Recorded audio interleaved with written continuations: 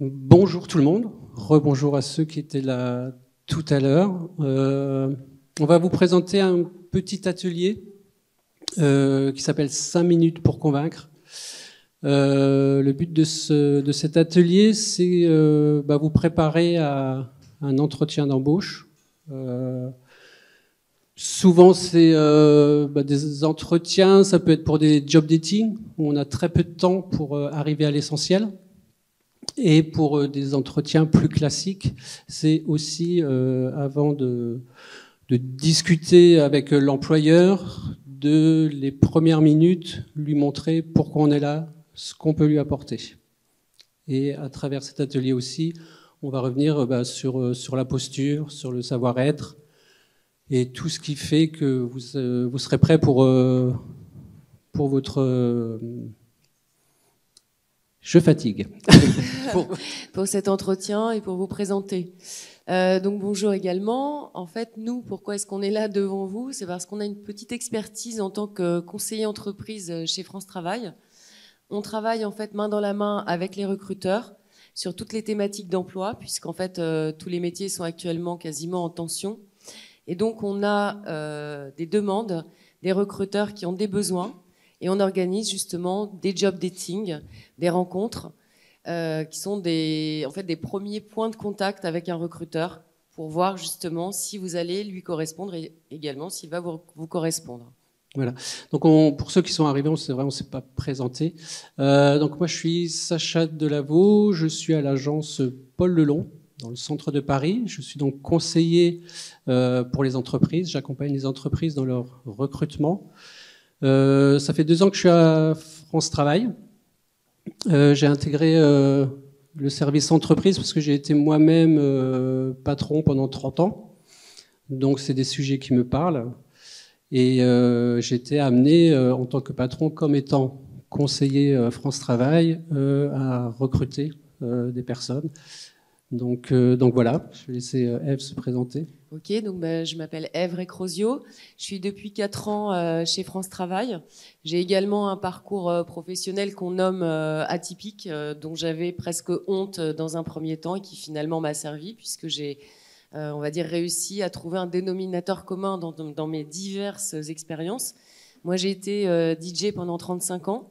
J'ai été conseiller financier. J'ai travaillé dans le secteur automobile, j'ai été professeur d'italien, prof de gym, enfin, etc. Et j'en passe, et des meilleurs.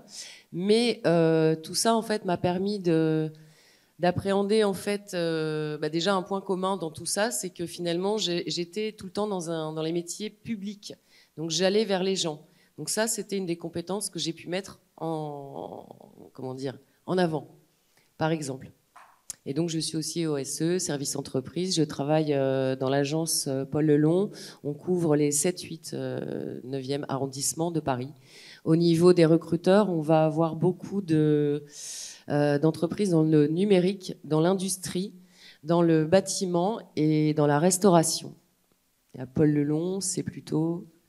Hôtellerie, restauration, tous les commerces, sauf automobile, puisque c'est le 1er, 2e, 3e, 4e arrondissement, mais surtout tout ce qui est hôtellerie, restauration. Après, il y a d'autres secteurs aussi, donc voilà. Donc on va vous présenter le 5 minutes pour convaincre. Alors, ouais. Alors, effectivement, je pense que la télécommande a un petit souci. Merci. Ouais.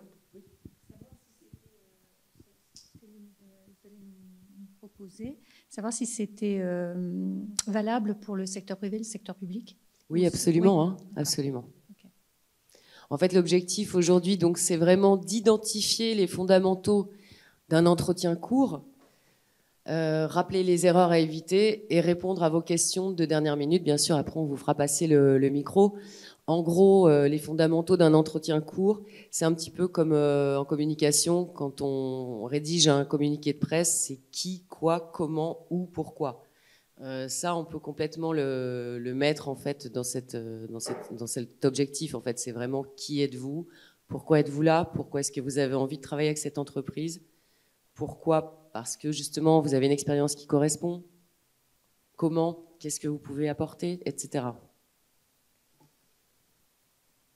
Alors, je veux bien le slide suivant. Merci. Alors, il y a 3 clés pour comprendre. Évidemment, le recruteur a un besoin. Donc, il doit embaucher le candidat qui lui convient. Il ne peut pas prendre, par exemple, s'il cherche quelqu'un qui parle anglais couramment, il ne peut pas prendre quelqu'un qui parle anglais scolaire. Ce n'est pas possible. Donc, lisez bien en amont les offres.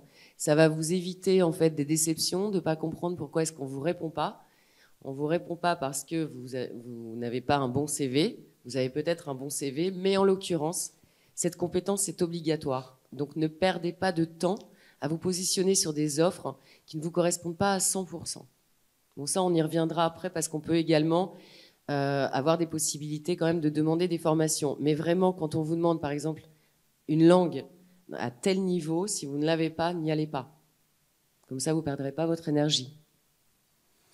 Le candidat doit se faire connaître et se faire apprécier.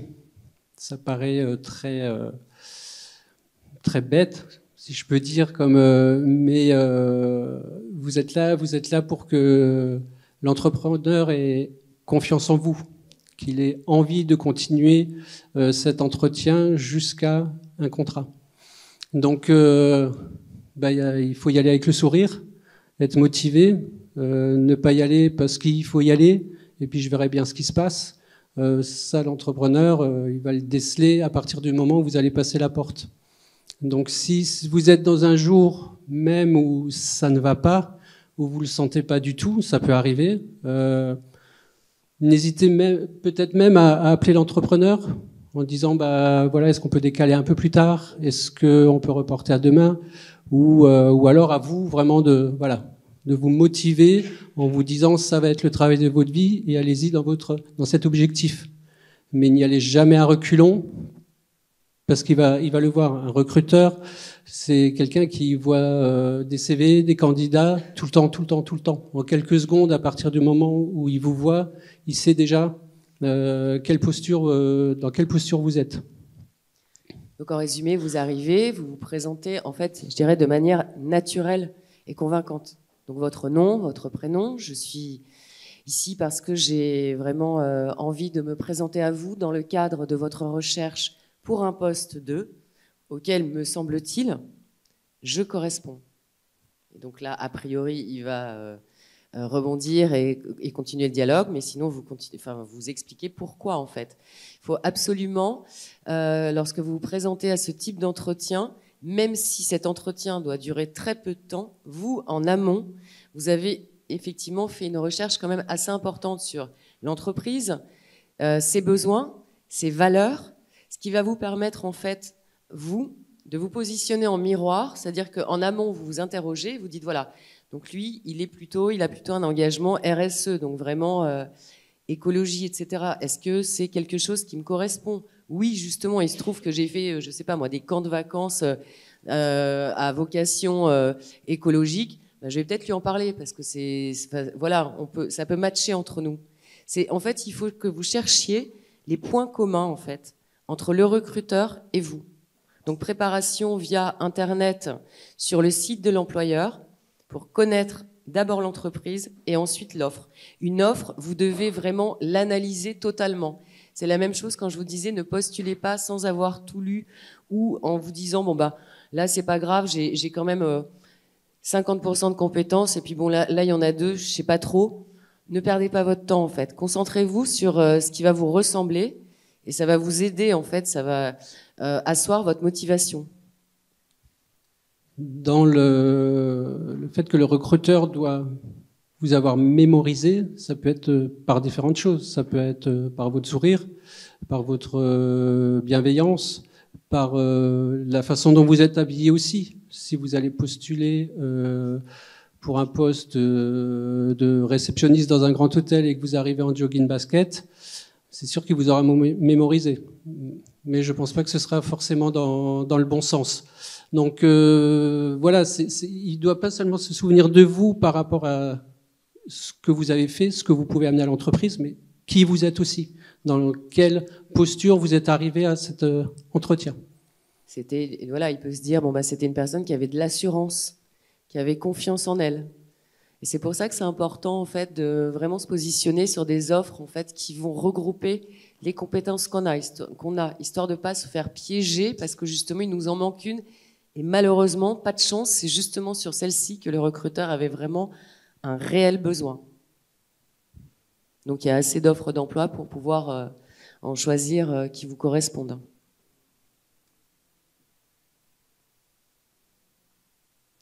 Merci.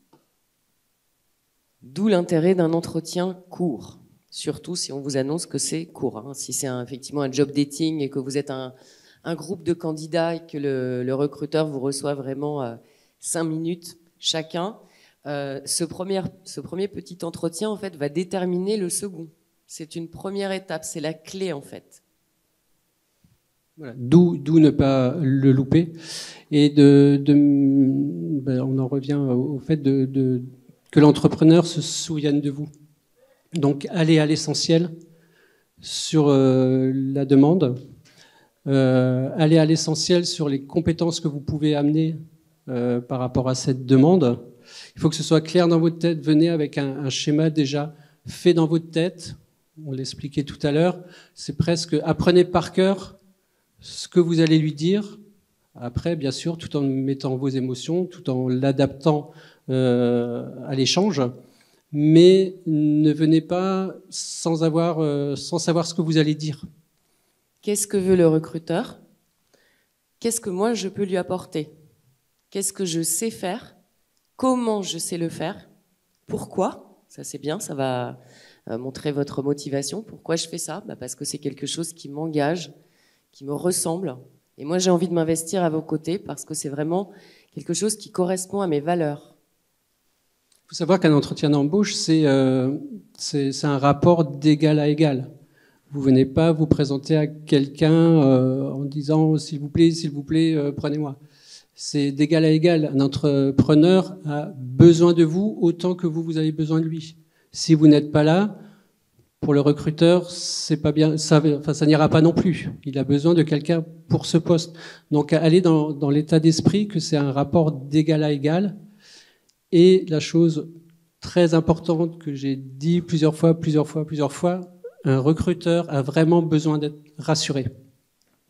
C'est-à-dire qu'il faut le mettre en confiance, il faut qu'il comprenne très vite qu'il va pouvoir compter sur vous, que son équipe va pouvoir compter sur vous, dans le sens où vous allez vous intégrer à l'équipe, que vous allez être dans la même démarche que l'entreprise. Ça, c'est les premières choses qu'il doit sentir.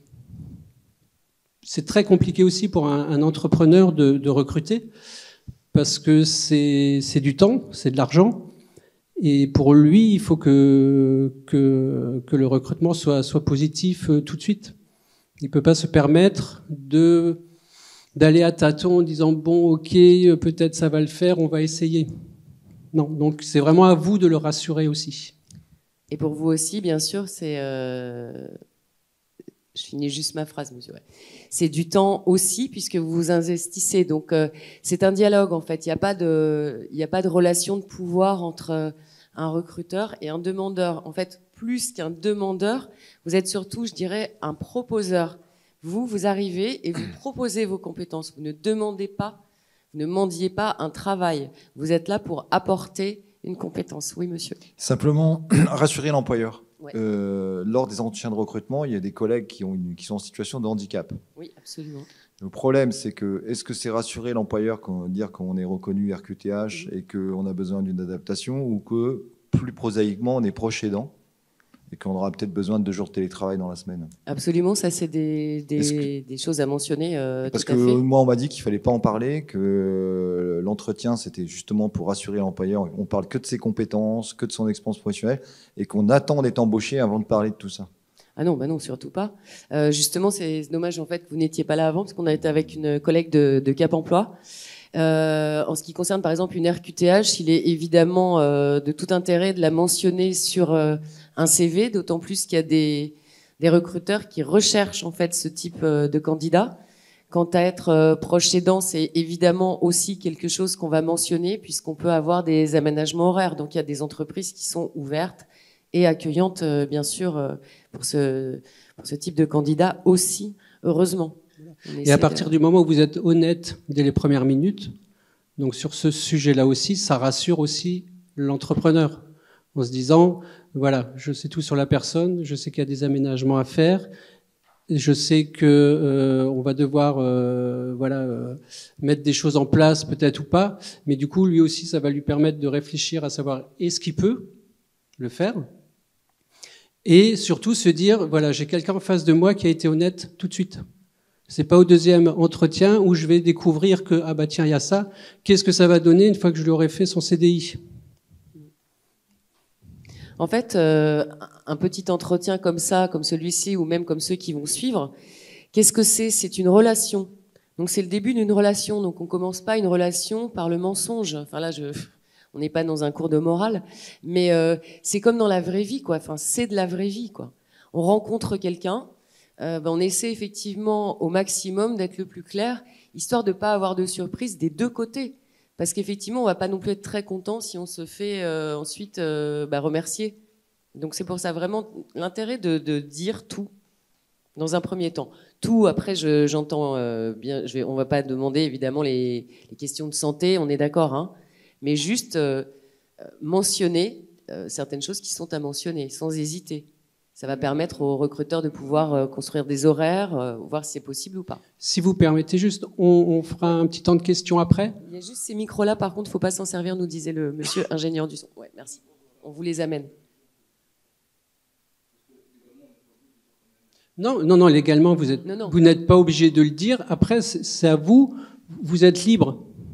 Bon, là, on ne parle pas de légal ou pas légal. C'est comme sur votre CV, vous avez le droit de mettre une photo, pas la mettre, vous mettez votre âge, vous ne le mettez pas, votre adresse, etc. etc. Il y a rien... Pardon. Il n'y a rien de légal. Ça dépend de vous. Si vous vous ressentez le besoin d'en parler parce que pour vous, c'est vous, c'est votre vie, vous le faites. Si vous n'avez pas envie d'en parler, vous n'en parlez pas. Bien sûr. Oui, bien non, sûr. Mais évidemment. Bien sûr, vous êtes libre. Vous êtes libre.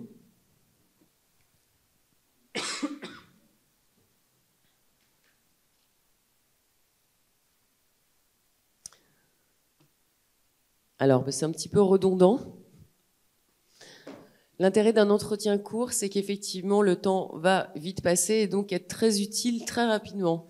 Les 10 premières secondes et la première impression vont être décisives et elles restent en mémoire. C'est exactement ce qu'on vous a dit. Donc, c'est l'image positive que vous allez donner de vous-même, c'est-à-dire que vous n'êtes pas anxieux parce que le recruteur, c'est pas un méchant, c'est quelqu'un qui vous reçoit et qui a besoin de vous. Et vous avez a priori de quoi combler ses besoins. Donc a priori, vous êtes bien dans vos baskets ce jour-là. Il n'y a pas de raison pour que vous ne donniez pas une image positive et confiante, rassurante. Voilà, l'idée dans les premières secondes, dans les premiers temps d'un entretien, c'est pas réciter son CV. Ça, l'entrepreneur, il peut le lire sans souci, mais c'est vos compétences avant tout. On en reparlera aussi sur le CV avant, mais ce que recherche avant tout un entrepreneur, c'est vos compétences. Qu'est-ce que vous pouvez amener à l'entreprise? Ce que vous avez fait avant va l'intéresser, mais ce qui l'intéresse avant tout, c'est pourquoi il va vous engager. Je vous invite à vous entraîner en fait avec des amis, des gens de la famille, à vous présenter comme ça en 5 minutes. Donc, qui êtes-vous ?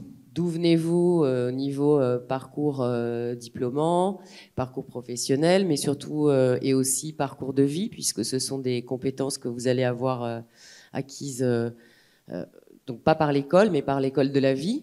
Donc ça aussi, ça compte. Si vous faites du bénévolat, si vous faites du sport, ça veut dire que vous avez un esprit d'équipe, ça veut dire que vous êtes tourné vers l'autre. Ce sont évidemment des compétences qu'on va rechercher. Donc vous pouvez aussi... vous entraîner à l'entretien en allant sur le site de l'APEC, par exemple, qui a un simulateur d'entretien qui est très bien fait. Je ne sais plus comment ça s'appelle, mais vous tapez simulateur entretien APEC, vous allez le trouver. Vous allez également en trouver quelques-uns chez nous, donc chez France Travail, via l'Emploi Store. Donc vous avez des simulateurs d'entretien qui vous permettent de vous mettre dans telle ou telle situation pour tel métier. À chaque fois, vous avez les réponses qui sont corrigées. Celles que vous pourriez dire, vous pouvez le refaire. Donc ça permet déjà d'enlever l'anxiété. Moi, je vous invite à vous entraîner 3 ou 4 fois dans la semaine qui va précéder l'entretien pour juste être plus à l'aise et vous rappeler ce que c'est qu'un entretien, si ça fait longtemps que vous n'en avez pas passé, etc. C'est ça, de manière à ce que vous êtes face à l'entrepreneur, tout ce que vous avez répété vient naturellement. Vous n'êtes pas en train de réfléchir à vous dire alors qu'est-ce que je vais dire, comment je vais le dire. Non, on en revient toujours un peu à le savoir par cœur, parce que ça va vous permettre d'appréhender plus sereinement ce moment-là qui est toujours, on sait, compliqué. La veille, on est déjà en stress. Pendant le trajet, on est en stress. Donc, si déjà dans votre tête, vous savez ce que vous allez dire à l'entrepreneur parce que vous avez fait une recherche sur son entreprise, parce que vous savez exactement où il faut aller pour le convaincre, vous arrivez sereinement et du coup, il va s'en rendre compte aussi. Sachant que quand on rencontre quelqu'un, en gros, il y a 20% des choses qui vont être retenues. Donc, effectivement, il faut être assez synthétique. Mais vraiment, le fait, là aussi, je vous dis simplement de s'entraîner avec quelqu'un qui va être bienveillant, donc un ami ou quelqu'un de la famille. Voilà, je me présente à toi en 5 minutes. N'hésitez pas non plus à vous habiller, à vous mettre en tenue professionnelle aussi, pour que vous vous sentiez à l'aise, en fait. Et là, un copain, un ami, enfin quelqu'un qui vous veut du bien va vous dire, bah là, j'ai pas trop compris ce que tu m'as dit. Voilà, donc vous entraînez avec quelqu'un de bienveillant et avec les simulateurs, ça peut être très utile.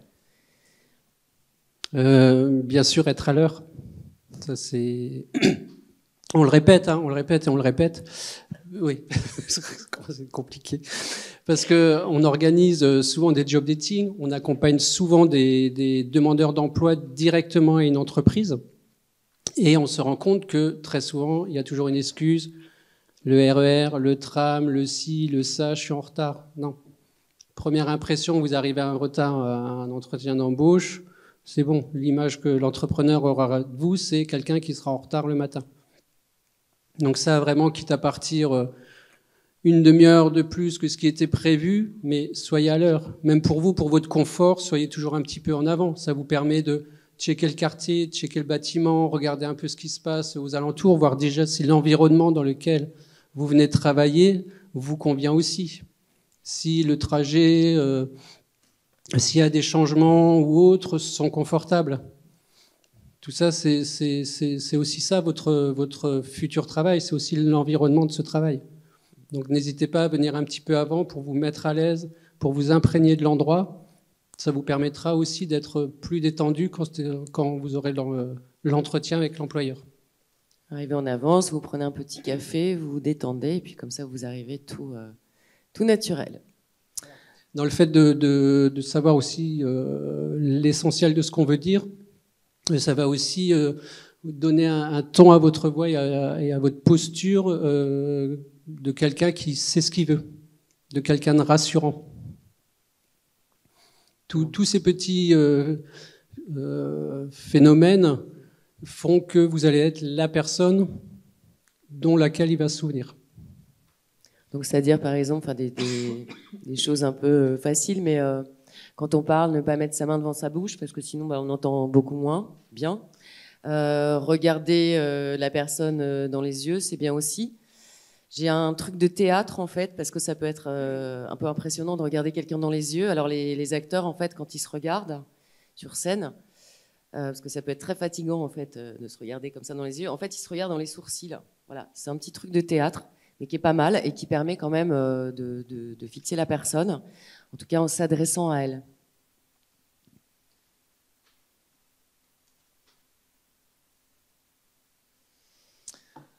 Alors le déroulé de l'entretien, évidemment, ça va être convaincre, entre guillemets, se vendre, hein, parce qu'on n'est pas des produits, on est des humains, mais on est effectivement des personnes uniques qui avons de la valeur. Donc c'est une prise de connaissance mutuelle en fait, hein, c'est ce qu'on disait, il s'agit d'un dialogue, d'une rencontre, d'un début de relation. Donc c'est une phase d'échange.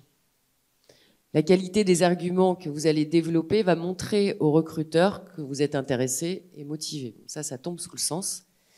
C'est-à-dire que la qualité, qu'est-ce que c'est dans ce cas-là? C'est effectivement, je me suis renseigné sur cette entreprise, je sais ce que cette entreprise souhaite, et justement, ça tombe bien, ça fait partie de mes compétences. Donc je vais juste lui dire, il me semble être à ma place aujourd'hui puisque j'ai telle et telle compétence qui ressemble, enfin, qui correspondent à votre besoin. Et j'aimerais beaucoup intégrer vos équipes puisqu'il me semble que je serai à ma place parmi vous. L'employeur, bien sûr, va vous poser des questions. C'est les questions là qui vont être primordiales pour lui, mais qui vont aussi définir si vous avez menti sur votre CV. Parce que même si vous avez appris par cœur votre déroulé, quand il va vous poser une question où vous avez menti sur votre CV, automatiquement le ton de votre voix va changer, vous allez être mal à l'aise, ça va se ressentir et ça va clôturer l'entretien. Et ça va aussi émotionnellement pour vous être compliqué parce que vous vous êtes préparé, vous avez tout fait pour que ça marche, mais voilà, vous avez voulu en faire trop, ou vous vous êtes dit bah ça va passer, ça passe pas, donc émotionnellement c'est un échec aussi et autant éviter ces échecs-là. Donc les questions du recruteur, c'est surtout pour savoir si vous êtes honnête. Mais c'est pas forcément des pièges en fait. Voilà. En fait, quand on vous parle d'honnêteté et de mensonge, c'est surtout pas qu'on pense que vous mentez, etc. C'est que, par exemple, tout à l'heure, on a abordé le sujet dans les CV. Il y a des moments de vie en fait qui vont s'appeler des trous en fait sur un CV. Donc ça peut être une maman qui a fait des enfants, ça peut être un problème de santé. En fait, c'est pas la peine de mettre quelque chose à la place. En fait, il vaut mieux vraiment, en une petite phrase, dire bah voilà, de 2021 à 2023, bah, j'ai fait mes enfants, etc. Ce qui m'a permis aujourd'hui d'être devant vous, puisque je sais ce que je veux faire et j'aimerais vous proposer mes compétences en termes de, etc. Il n'y a rien de honteux, et surtout pas les parcours de vie, puisqu'en fait, maintenant, les recrutements sont faits justement sur les soft skills, donc sur ce qu'on sait faire. Et une maman qui a géré des enfants, bah, c'est peut-être un bon chef de projet, par exemple. Il y a toujours en fait des choses à imaginer en fait avec notre expérience de vie. On peut tout à fait les transférer sur des compétences qui vont être utiles dans le milieu professionnel. Il faut jamais perdre ça de vue. Mais un trou, en tout cas dans le CV, c'est pas, il ne faut pas, voilà, faut pas le couvrir en disant n'importe quoi à la place, parce que ça va être effectivement su à la fin. On en revient de nouveau à l'employeur qui doit être rassuré. Pour l'employeur, c'est comme pour vous. Hein. L'employeur, c'est un parcours du combattant pour trouver la personne qui va, j'espère que je vais arriver jusqu'au bout, qui va pouvoir le rassurer dans son choix, qui va lui permettre de passer à autre chose que de faire du recrutement, et surtout qui va pouvoir se dire j'ai la bonne personne dans mon équipe. Je peux lui faire confiance. C'est quelqu'un qui a la posture, qui a le savoir, qui a le savoir-être, qui a les connaissances. Donc, c'est pour ça que quand je dis c'est un échange d'égal à égal, l'employeur, il est aussi stressé que vous. Il est autant dans la demande que vous. Donc, à vous vraiment de lui dire pas de souci, je suis là, en gros. Ouais, c'est exactement ça. C'est vraiment d'égal à égal. Il n'y a pas de rapport de pouvoir et vous n'êtes pas en train de demander, de supplier pour travailler en fait.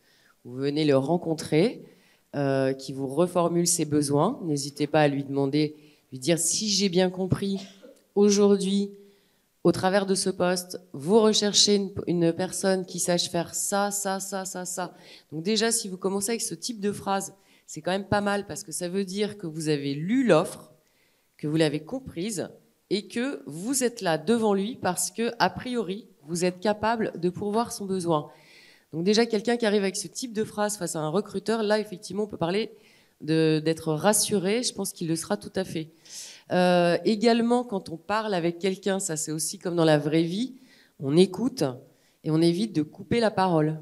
Donc on écoute bien ce que dit la personne en étant assez pertinent dans ses réponses, à savoir toujours valoriser vos fameuses compétences. Rester dans le cadre de l'offre d'emploi. Là, ils disent aussi, c'est écrit, mettez l'énergie nécessaire pour convaincre votre interlocuteur. Donc, sans en faire trop, effectivement, ne soyez surtout pas fermé, renfermé dans le doute, quoi. Non, vous venez rencontrez quelqu'un, vous convainquez, et vous-même, parce que vous êtes convaincu en fait de votre valeur. C'est pour ça qu'avant, il va falloir vraiment faire un travail sur vos compétences. Vous pouvez demander aussi à vos amis quels sont les 5 ou les 10 points qui vous caractérisent. Quels sont vos points positifs d'après cette personne? Ça peut vous aider. Il y a aussi un outil qui s'appelle le CV motivationnel qui a été développé par une start-up assez récemment, donc qui est gratuit. Il s'agit d'un questionnaire d'environ 80 questions qui va permettre en fait de dresser un profil. Ça va être fait par l'IA. Et à la fin, il va dégager en fait des compétences. C'est tout à fait intéressant dans le sens où c'est toujours difficile de parler de soi et de dire voilà, moi j'ai telle compétence, telle autre, telle autre. Là, en fait, c'est vraiment un vrai questionnaire qui va réussir à discerner, en fait, à synthétiser par rapport à vos réponses, vos compétences principales. Ça, c'est un très très bon outil pour vous aider. Oui. Je connais pas, ça doit être à peu près ça. C'est ça, c'est des questions. C'est le CV motivationnel. Bon, il y a beaucoup d'outils comme ça. Celui-ci est intéressant, ça va vous permettre en tout cas de pouvoir isoler effectivement quelques-unes de vos compétences. Moi, je reste quand même assez persuadé que les gens qui vous entourent vous connaissent le mieux et sont capables et honnêtes parce qu'ils vous connaissent, parce qu'ils vous aiment et qui comptent sur vous pour vous avancier, de vous dire voilà vos points forts, vos points faibles, parce qu'on peut vous les demander aussi. Donc les points faibles, voilà, pour rebondir dessus, il faut les connaître avant. C'est toujours la question. On sait qu'elle va arriver, cette question, lors d'un entretien, mais en général, on veut pas y penser. On se dit peut-être qu'elle n'arrivera pas, donc préparez-vous aussi à cette question.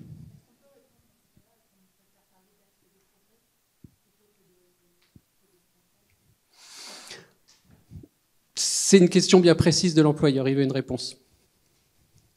C'est mon ressenti. Hein. Enfin, moi, quand je vous disais, j'étais entrepreneur. Quand je posais une question à quelqu'un qui venait se présenter pour un poste, si je lui posais une question et qu'il la détournait, je me disais, OK, c'est quoi le souci avec cette question? Donc j'y allais encore plus fort, du coup.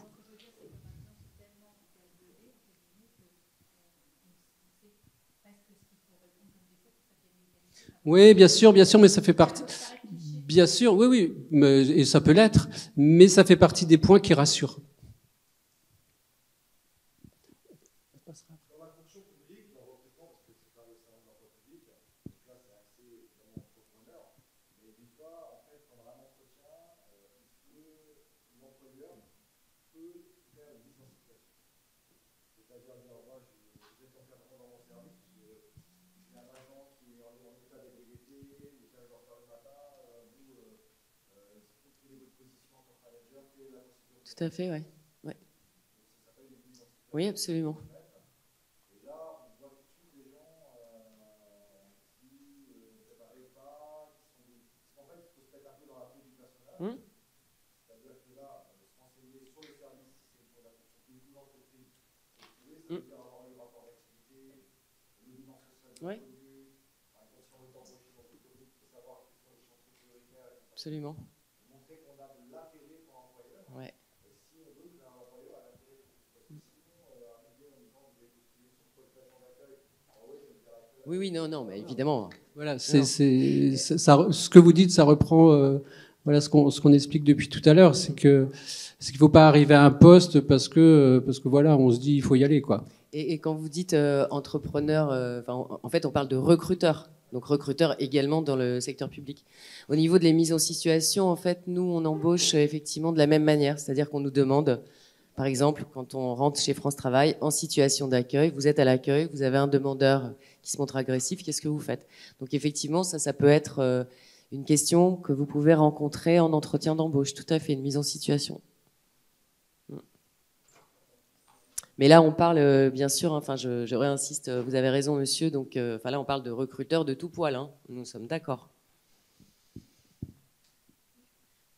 Moi, je voulais juste revenir sur le tout début vous aviez parlé de coller à 100% au poste, et pour le coup, ça n'arrive jamais, selon moi.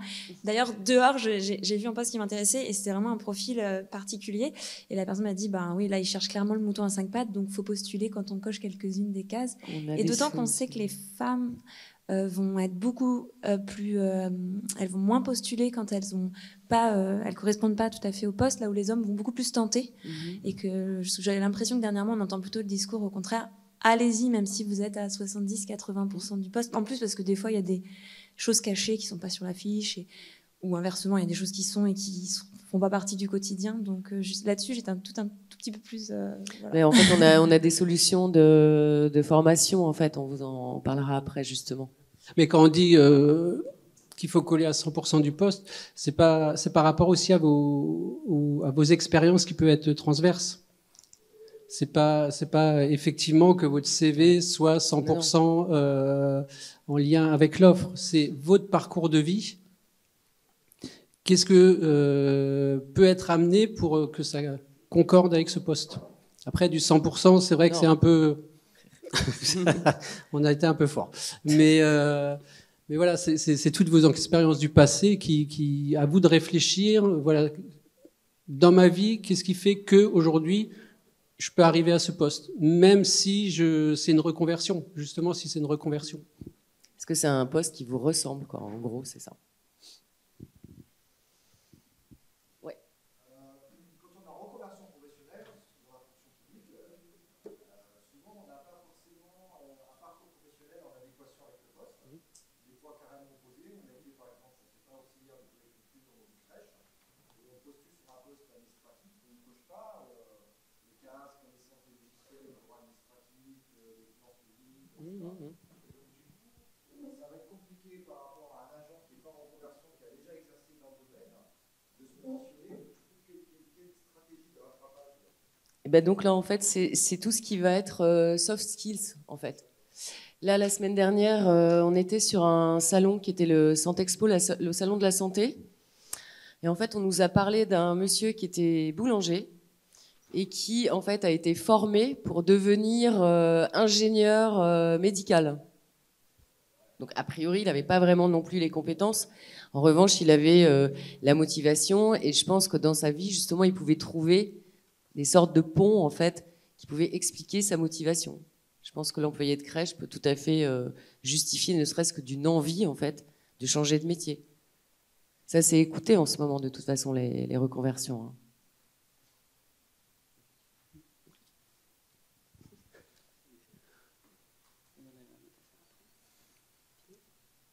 Je sais pas. Conclusion. Alors, donc, il faut se rappeler qu'on doit se rappeler de nous, donc être mémorisé. Et puis, Sacha l'a bien dit tout à l'heure, il est indispensable de savoir quelle suite sera réservée à cet entretien. Donc, voilà, ne partez pas d'un entretien sans avoir un jalon, sans avoir un numéro de téléphone, sans avoir une adresse mail. Ne restez pas dans le flou en disant au revoir et ne sachant pas ce qui se passe. Déjà parce que pour vous, c'est très inconfortable, mais ça, vous partez aussi en montrant à l'employeur que vous êtes prêt à aller plus loin, que vous voulez aller plus loin, donc vous voulez un contact, vous avez besoin d'une date pour savoir à quel moment vous allez être recontacté. N'hésitez pas à demander, parce que malheureusement, les employeurs le font de moins en moins, qu'ils vous recontactent, même si c'est négatif. C'est juste aberrant aujourd'hui ce qui se passe avec les employeurs qui ne rappellent pas tous les candidats, même quand c'est négatif. Nous, à France Travail, quand on fait des job dating ou quand on accompagne nos entreprises, si on voit que l'entreprise, on leur pose la question, est-ce que vous le faites, vous le faites pas, vous le faites pas, ok, nous on le fait. Mais n'hésitez pas à leur demander. C'est aussi vous respecter, c'est aussi respecter la démarche que vous avez faite, c'est respecter votre engagement que vous avez mis dans même ce petit moment. Donc ne partez pas sans avoir un jalon sur la suite de cet entretien. Il n'y a aucune honte en fait à demander. Et si par hasard vous ne me reteniez pas, pourriez-vous en fait juste m'expliquer pourquoi? Parce qu'en fait j'aimerais progresser. Enfin, voilà, ça c'est pour vous, c'est du bénéfice pour vous en fait. Oui. Alors justement, c'est la question d'après, c'est une fois qu'on a dans la fonction publique, parce que moi je parle de la fonction publique parce que je suis On est là pour ça aujourd'hui, oui, tout à fait.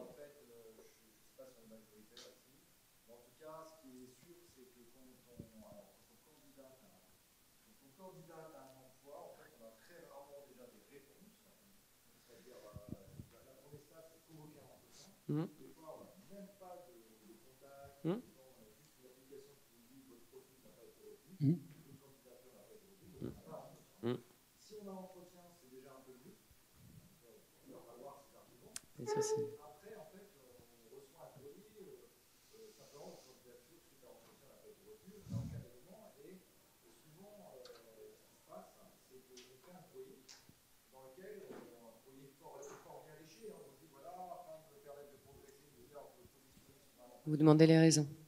J'aimerais en fait savoir en fait, si le candidat retenu, l'existence du départ, on développe un peu, c'est pas évident. Souvent ils ne répondent pas parce que ça les oblige à justifier.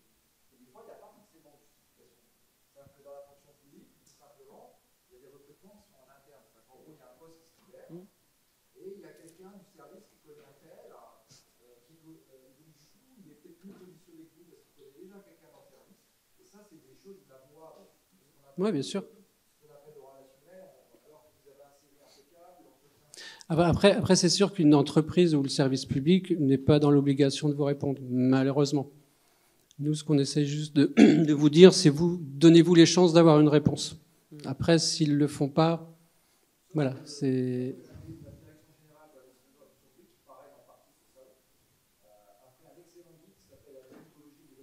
Ah bah très bien.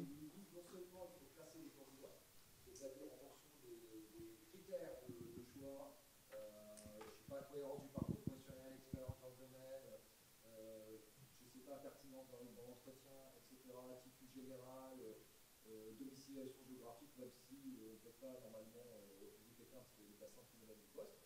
En tout cas, ils sont tenus d'avoir des critères. Ils sont tenus. Vous le dites. Déontologiquement, ils n'auront pas le choix. Ils auront dû classer les candidats par ordre de mérite, en théorie. Et normalement, ils devraient être capables en fait, de vous dire ce qui a été, ce qui n'a pas été.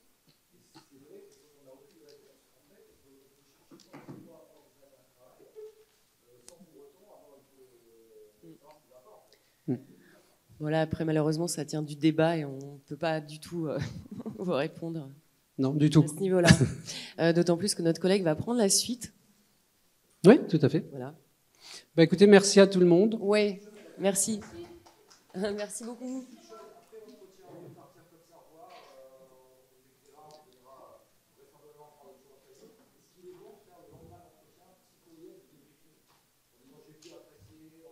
Exactement, vous pouvez tout à fait envoyer un mail pour remercier l'entrepreneur de vous avoir reçu. Bien sûr. Merci à tout le monde. Oui, madame. Oui. Un peu plus fort. À la limite, s'il y a des questions un petit peu individuelles, on a un stand France Travail B61 tout au bout du bout. Voilà. Ouais, mais on doit laisser la place. venez Donc. nous voir.